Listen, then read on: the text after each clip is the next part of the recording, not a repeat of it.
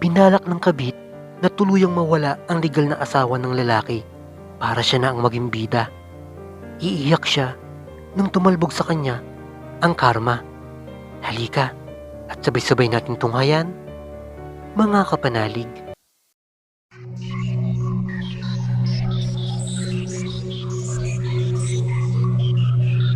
Wala pang isang taong nagsasama sina Angie at ang kinakasama niyang si Julio. Ang totoo ay kabit lang siya ng lalaki. Inakit niya lang ito sa tunay nitong asawa. Mayroong 3 anak si Julio. Ang panganay ay 12 anyos, ang ikalawa ay 9 na taon at ang bunso ay 7 taon.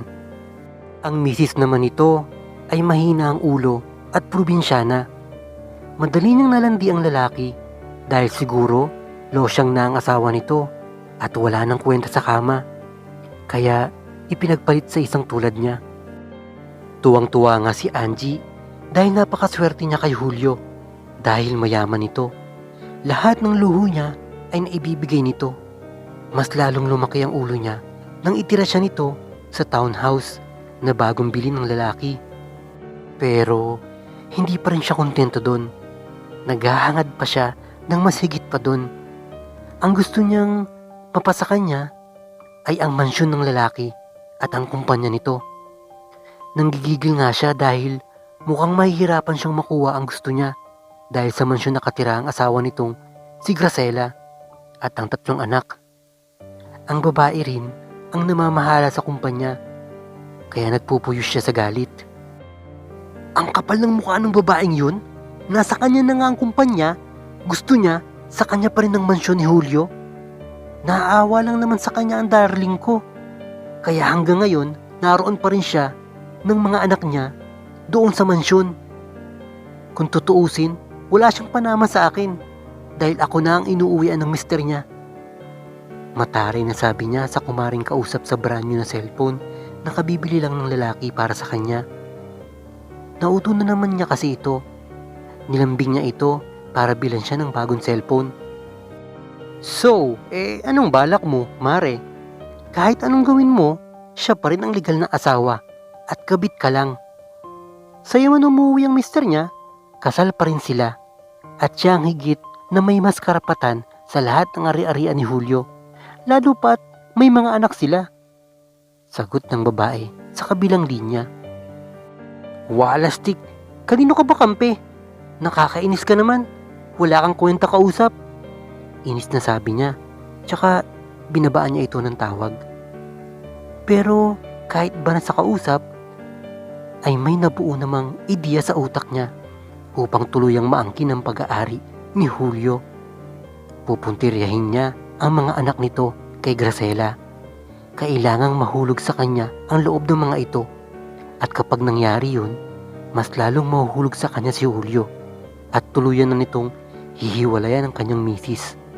Magpa-file ito ng annulment kay Graciela at siya na ang papakasalan. Sa naisip niyang yun, ay tiyak na siya na ang magiging reyna. At unti-unti na nga niyang ginawa ang kanyang mga plano. Kinaumagahan ay kinausap niya si Julio. Gusto mong dito tumira sa atin ng mga anak ko? Gulat nitong sabi. Oo, bakit? Hindi ba okay naman yun? Mas mapapalapit sila sa'yo at wala namang problema yun sa akin. Dahil para ko na rin naman silang mga anak.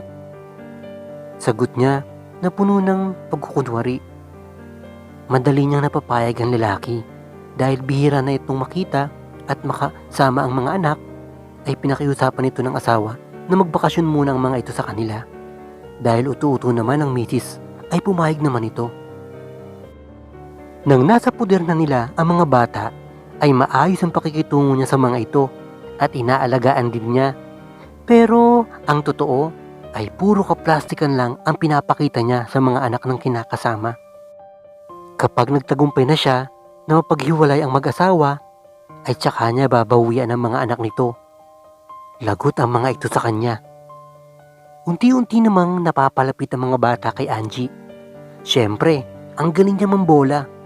Kunwari ay mabait siyang stepmother.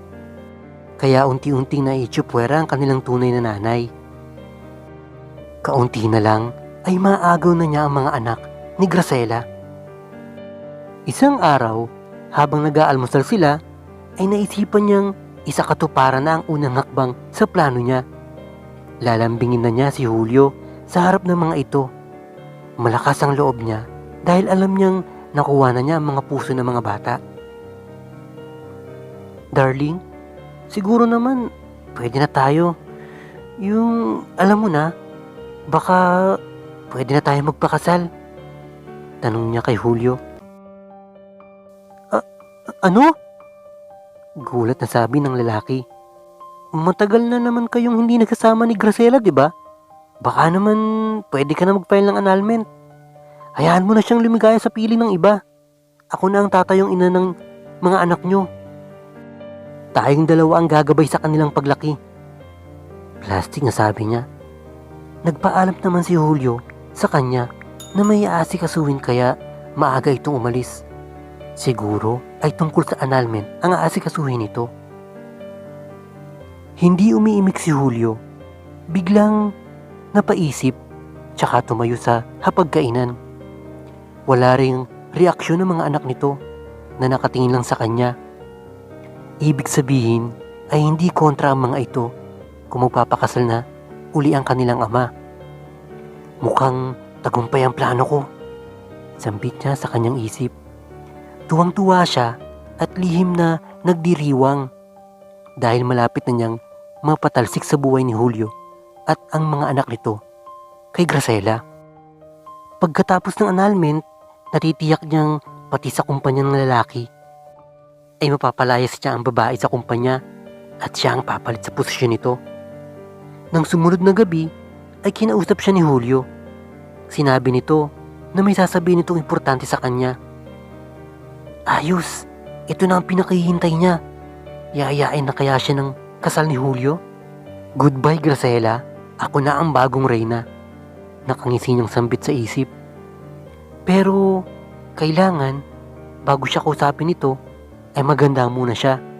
Dapat ay maganda siya. Susuotin niya ang pinakabago niyang damit. Sigurado kasing magpo-propose na ito sa kanya. Sabik na nga siya sa ibibigay nitong singsing. Grabe, ito na yon. Ako yata ang pinakamagandang bride sa taong ito. Wika pa niya sa isip habang nagme-makeup at nagpapahid ng lipstick sa labi. Nagwisik pa siya ng imported na pabango sa sarili para mas lalo sa kanyang ma-inlove si Julio. Paglabas ng kwarto ay bonggang-bongga ang suot. Hindi maaring hindi siya nakaayos sa proposal na magaganap. Mabuti na lang at tulog ng mga bata at walang istorbo sa kanila. Hinarap na siya ni Julio. Angie, mayroon akong sasabihin sa'yo. Seryosong sabi nito. Yes darling, ano yun? Di makapaghintay na sabi niya. Sige na, sabihin mo na. Magpo-propose ka na sa akin tonight? Pasensya na pero hindi yun ang gusto kong sabihin sa'yo. Angie, patawad pero hindi kita pwedeng pakasalan. Narealize ko na mahal ko pa rin ang asawa ko.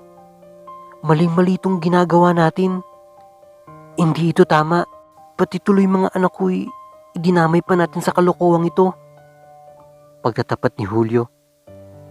Sorry kung pinaasa kita, Angie. Minahal din naman kita pero mas nangingibabaw pa rin ang pagmamahal ko kay Graciela. Nagkamali ako na pumatol ako sa iba. Hindi ko naisip na napakabuting babae ng aking asawa. Hindi ko rin kaya na makita siyang umibig pa sa ibang lalaki. Tsaka sabi ng mga anak ko'y ang mama pa rin nila ang gusto nilang maging ina. Mahal na mahal sila ni Graciela at mahal din nila ang kanilang nanay. Wala raw ibang maaaring pumalit sa kanya. Mula ngayon ay itatama ko na ang lahat. Babalikan ko na siya at tatapusin ko na ang relasyon natin. Hangad ko na makuha mo ang tamang kaligayahan para sa'yo. Hayaan mo, lahat ng ibinigay ko ay sayong-sayo na. Saad pa ni Julio na di na napigilang maluwa sa sobrang pagsisisi. Ginising nito ang mga anak at nagmamadaling umalis sa lugar na yon para balikan ang asawa. Sa sobrang pagkapahiya ay hindi na nakapagsalita pa si Angie. Hindi na rin niya napigil ang luhang kumawala sa kanyang mga mata. Tumalbog sa mukha niya ang mga masama niyang plano. Sa asawa pa rin pala nito babalik ang lalaki at siya nakabit lang ay iniwan din. Nagmamakaawa naman si Julio kay Graciela. Natanggapin pa siya nito sa kabila ng mga kasalanan niya. Pero sadyang may busilak na puso ang babae at pinatawad siya nito. Mahal na mahal pa rin siya ng kanyang asawa kaya tinanggap pa rin siya nito ng buong buo. Tuwang-tuwa naman ang kanilang mga anak dahil buo na uli ang kanilang pamilya. Nangako rin si Julio na babawi sa kanyang misis na tinupad naman ito kalaunan. Mula noon ay naging masaya na ulit ang pagsasama nila at hindi na nanggulo pa uli si Angie. Nabalita nilang nagpakalayo-layo na.